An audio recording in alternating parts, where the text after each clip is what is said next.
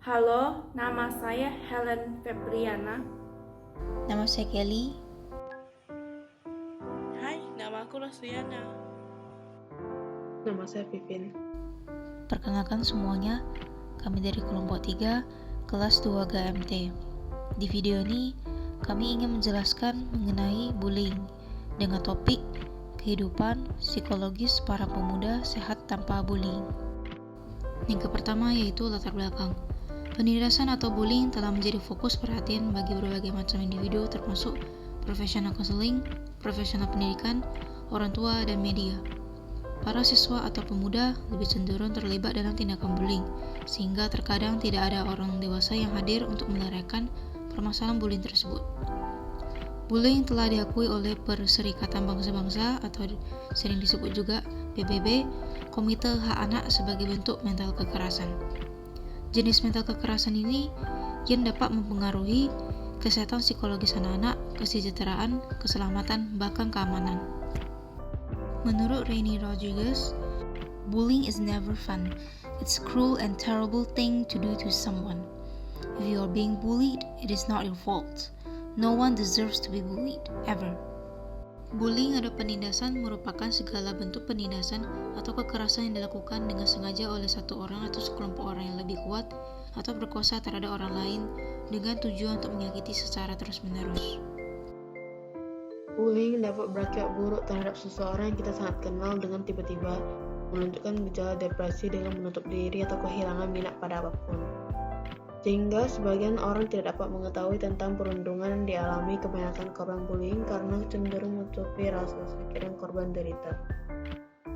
Pada sila pertama Pancasila berbunyi ketuhanan yang Maha Esa. Sesuai dengan makna Pancasila pertama tersebut, kasus bullying tidak menerapkan atau mengamalkan ketuhanan yang Maha Esa karena tidak ada sikap saling menghormati dan menghargai antar umat beragama. Maka penanganannya dapat dilakukan sesuai pengalaman sila pertama Pancasila, yaitu saling menghormati dan tidak membedakan agama-agama orang.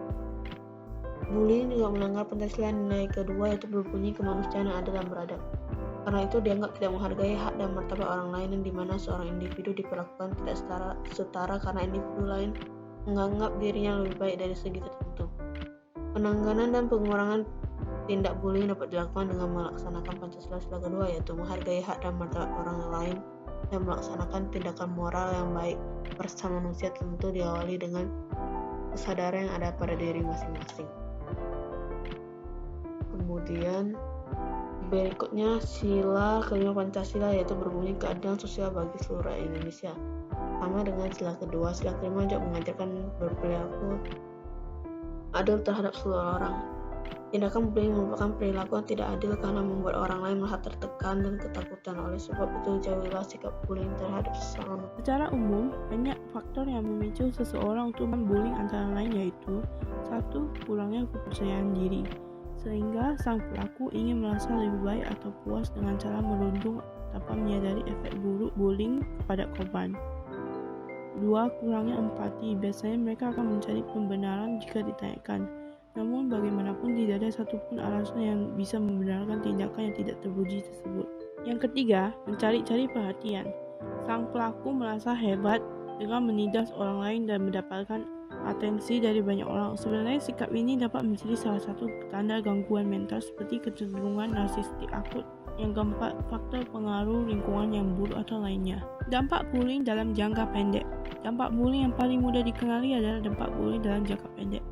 Orang dewasa maupun anak-anak bisa mengalami hal-hal di bawah ini sebagai akibat dari bullying, yaitu yang pertama adalah masalah psikologis, yang kedua gangguan tidur, yang ketiga pikiran untuk bunuh diri, yang keempat tidak bisa menyatu dengan orang-orang di sekitar, dan yang kelima adalah gangguan prestasi.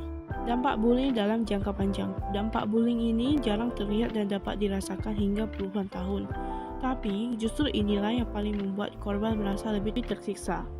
Para peneliti di Inggris melakukan riset mengenai dampak bullying hingga 40 tahun setelah kejadian.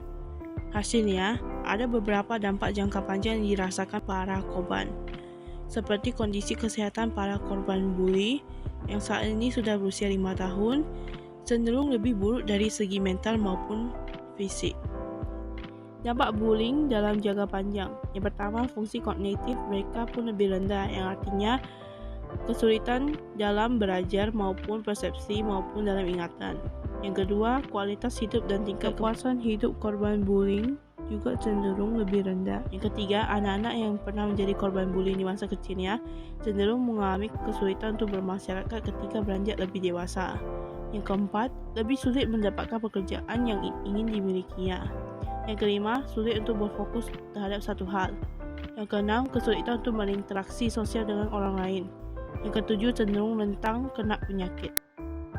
Selanjutnya, terdapat beberapa langkah yang dapat dilakukan oleh orang tua yang memegang peranan besar terhadap anak sejak usia dini dalam penanganan dan pencegahan tindakan bullying. Antara lain, yaitu pertama, mengajarkan tentang arti bullying. Orang tua wajib mengajarkan anak-anak tentang apa artinya bullying atau perundungan, serta tanamkan prinsip bahwa tindakan tersebut merupakan sebuah tindakan yang tidak baik. Kedua, menjalin komunikasi yang terbuka dengan anak. Semakin sering orang tua memberitahu anak-anak mengenai isu bullying, semakin terbuka juga anak untuk menyampaikan kepada orang tua saat anak mendeteksi tanda-tanda terjadinya bullying di suatu tempat.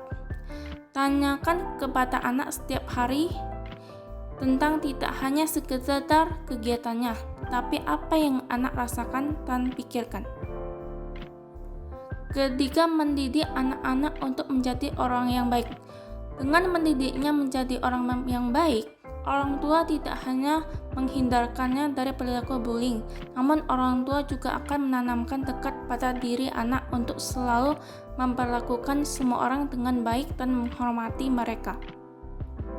Keempat, menanamkan kepercayaan diri pada anak-anak. Coba tanyakan minat apa yang kira-kira anak miliki dan berikan satu lingkungan belajar yang kondusif yang terdiri dari anak-anak yang memiliki hobi yang sama. Cara ini dapat memberikan kepercayaan diri baginya dan menghindarkan dari pikiran dan pengaruh yang negatif. Kelima, jadilah bagian dari teman online mereka. Coba akrabkan diri orang tua dengan aplikasi atau situs online yang sering digunakan oleh anak. Jelaskan kepada anak bahwa kehidupan di dunia maya dan nyata sebenarnya saling berkaitan erat. Jadi anak tetap harus berhati-hati saat bersikap dan menggunakan aplikasi yang digunakan banyak orang.